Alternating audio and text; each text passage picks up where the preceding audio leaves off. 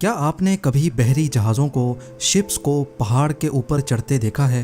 क्या ऐसा मुमकिन हो सकता है कि जो शिप सिर्फ समंदर में चलने के लिए बनाई गई हो, वो शॉर्टकट मारने के चक्कर में किसी पहाड़ पर चढ़े और फिर दूसरे साइड पे समंदर में जाकर लैंड करे?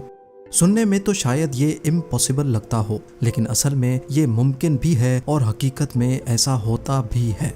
ज़ेम टीवी की वीडियोज़ में एक बार फिर से खुशामदीद। नाजरीन, जब पहाड़ी इलाकों में रोड नेटवर्क बिछाना होता है तो पहाड़ों को काट कर उस पर रोड्स बनाए जाते हैं ताकि गाड़ियों को पहाड़ के ऊपर चढ़ने में आसानी हो। और ये चीज़ सिर्फ तब की जाती है जब या तो ट्रैफिक को पहाड़ के ऊपर किसी आबादी तक पहुंचने में दुश्वारी हो रही होती है या फिर पहाड़ के दोनों साइड पे बसने वाले शहरों के बीच में कोई लैंड कनेक्शन बनाना हो। अब जिस तरह हमें ज़मीनी रास्तों में शॉर्टकट की ज़रूरत पड़ती है, इसी तरह समंदर में भी कई ऐसे मकामात हैं जहां शिप्स को एक पोर्ट से दूसरे पोर्ट तक पहुंचने के लिए बहुत लंबा चक्कर लगाकर जाना पड़ता है, जबकि इन दोनों पोर्ट्स के दरमियान का फासला बहुत ही कम होता है। इसी वजह से शिप्स को शॉर्टकट प्रोवाइड करने के लिए कैनाल्स बनाए जाते हैं।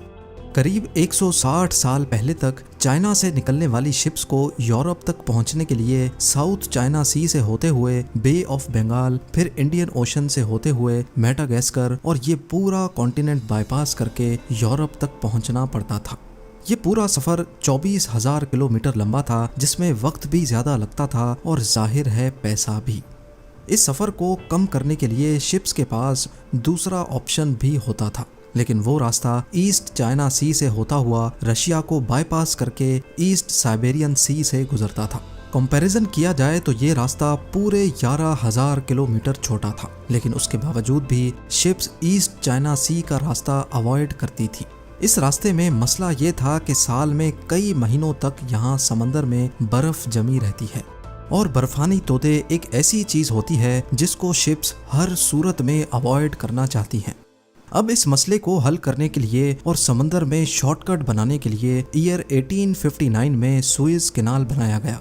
150 किलोमीटर लंबे इस कैनाल ने अरेबियन सी को बड़ी आसानी से मेडिटेरेनियन सी से जा मिलाया और जो सफर अफ्रीकन कॉन्टिनेंट से घूमकर 24,000 किलोमीटर में तय किया जाता था, वो इस सुएज कैनाल के जरिए सिर्फ 13,000 किलोमीटर में पूरा किया जाने लगा।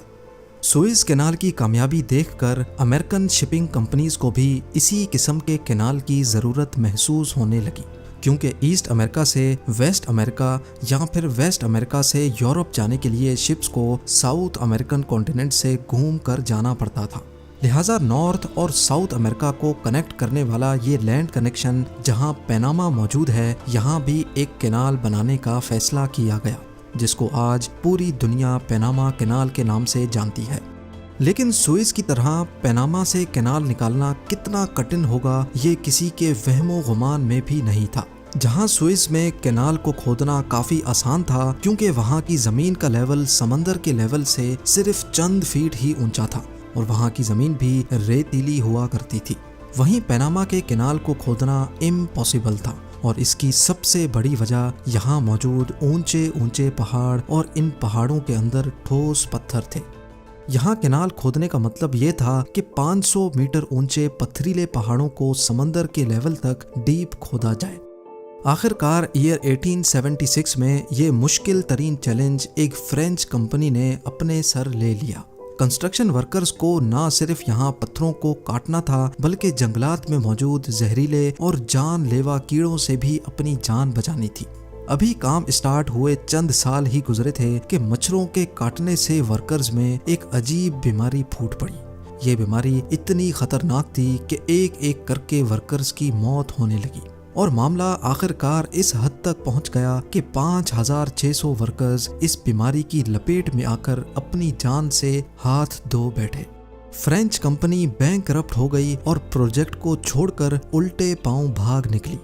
ईयर 1904 में अमेरिकन्स जब यहाँ आए तो उन्होंने पनामा कैनाल की इम्पोर्टेंस को समझते हुए एक बार फिर से इस प्रोजेक्ट को कंप्लीट करने की कोशिश की।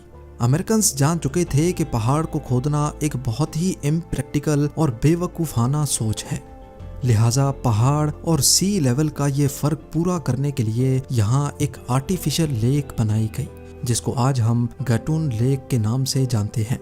इस लेक के एक हिस्से से कैनाल खोदकर अटलांटिक ओशन तक लाया गया, जबकि दूसरा हिस्सा पैसिफिक ओशन तक पहुंचाया गया।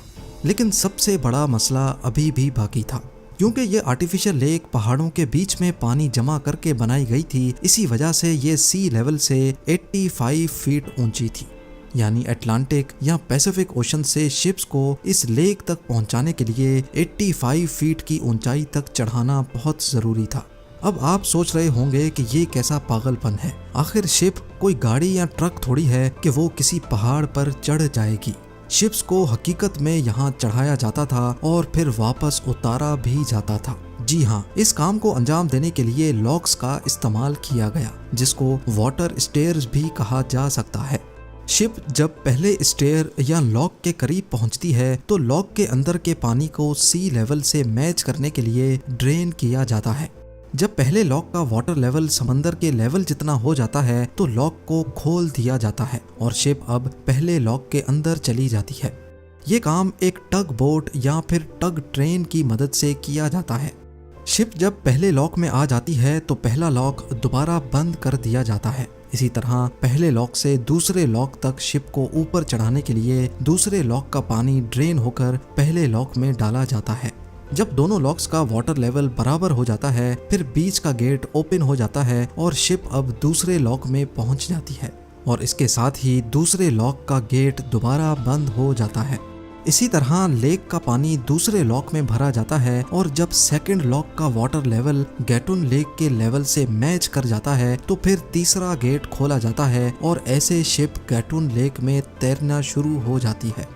तकरीबन 30 किलोमीटर चौड़ी लेक को पार करने के बाद एक बार फिर से लॉक्स का सिलसिला शुरू हो जाता है और जिस तरह शिप्स को ऊपर किया गया था उसी तरह अब लॉक्स को इस्तेमाल करके शिप को पैसिफिक ओशन के लेवल तक पहुंचाया जाता है। पनामा कैनाल इंजीनियरिंग हिस्ट्री का एक ऐसा जेवर है जिसके बिना आज शिपिंग इंडस्ट्री बिल्कुल खोखली है। इसके जरिए ना सिर्फ वेस्टर्न यूएस पोर्ट्स यूरोप के करीब हो जाते हैं बल्कि ईस्ट यूएस पोर्ट्स भी एशिया के करीब हो जाते हैं। कार्गो शिप्स को ये फैसिलिटी इस्तेमाल करने के लिए और महीनों का सफर दिनों में कंप्लीट करने के लिए टोल टैक्स भी अदा करना पड़ता है। हर 20 फुट कंटेनर के बदले $60 शिपिंग कंपनीज को टोल टैक्स की मद में अदा करने होते हैं। यानी एक एवरेज साइज की शिप जिसमें 15,000 कंटेनर्स होते हैं वो सिर्फ एक बार ये कैनाल इस्तेमाल करने के तकरीबन $9 लाख पे करती है, जो तकरीबन 7 करोड़ रुपए बनते हैं। पनामा कैनाल पूरी दुनिया की शिपिंग इंडस्ट्री के लिए इतना इम्पोर्टेंट हो चुका है कि नई मैन्युफैक्चर होने वाली शिप्स की साइज को पनामा कैनाल के इन लॉक्स की साइज के हिसाब से बनाया जाता है। 2016 में एक्स्ट्रा लार्ज कार्गो शिप्स के लिए पनामा कैनाल के लॉक्स की साइज को बढ़ाया गया।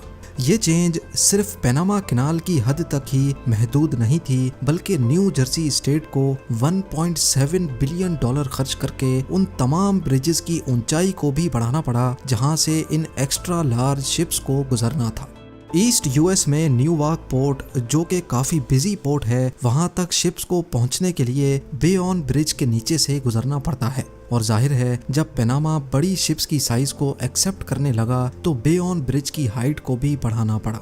इसके साथ साथ ईस्ट यूएस में जो पोर्ट सिटीज डीप वाटर पे नहीं है वहां डायरेक्ट बड़ी कार्गो शिप्स नहीं पहुंच सकती। उसके लिए कैरेबियन में ही ट्रांस शिपमेंट हब्स बनाए जा रहे हैं। यानी अगर बड़ी कार्गो शिप डायरेक्ट पोर्ट तक नहीं पहुंच सकती तो पहले वो इन आइलैंड्स पर मौजूद ट्रांस शिपमेंट हब्स पे अनलोड होंगी, उनका कार्गो छोटी शिप्स में दोबारा लोड किया जाएगा और फिर वो शैलो वाटर पोर्ट सिटीज तक कार्गो को लेकर जाएंगी।